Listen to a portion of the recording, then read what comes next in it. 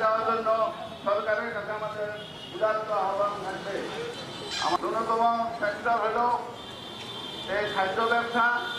আপনারা তো জানেন সারা বাংলাদেশে আমাদের খাদ্য সেক্টরটা, আমাদের হোটেল রেস্তোরাঁ যদি সারা বাংলাদেশে হিসাব করা হয়, আপনাদের এই ভ্যাটের অটোগাড়িটা অতি বিলম্বে প্রত্যাহার করে আমাদেরকে 3%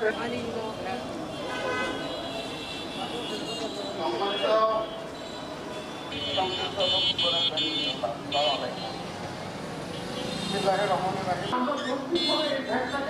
আমাদের সঙ্গে আলাপ আলোচনা করে গ্রহণ করার জন্য বারবার অনুরোধ করে এসেছিলাম। অবশেষে 2021 সালে ওটাও আমাদের জন্য আমাদের মতো জায়গা আমরা পাবো না।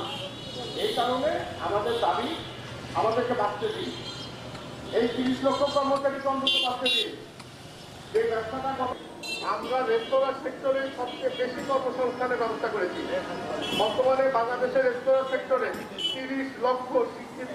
আমরা এবার আমাদের একটা দাবি ছিল একটাকে আমাদেরকে 3% করা, কমানো তো দূরের কথা।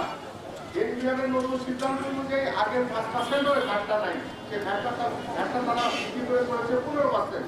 এবং এর মধ্যে আরেকটা সমন্বয়ের পার্টি, সেটা হচ্ছে তারা এইচডি নামক নতুন একটা এটা আগেও ছিল, তবে এইচডি নামক নতুন একটা ইয়ার ঢুকেছে, সেটা হচ্ছে 10%। এই ভ্যাট বৃদ্ধি করলে এটার প্রভাব শুধু যে আমাদের ব্যবসায়ীদের উপর পড়বে তা নয়, আমাদের যে সাধারণ জনগণ আছে, আমাদের দেশের সাধারণ মানুষ, তাদের উপরে এটা যাবে। কেন ভ্যাট কিন্তু আমরা বলতে চাই সরকার পরিবর্তন করে আমাদের পূর্বের 5% ভ্যাট অথবা যদি সম্ভব হয় কমায় আমাদের 3% ভ্যাট দিয়ে ভ্যাটের আওতায় নিয়ে এসে আমরা 15% ভ্যাট আমাদের দোকান মালিকরা নিজের জায়গা থেকে নিজের সকল কাস্টমারের কাছ থেকে সংগ্রহ করে।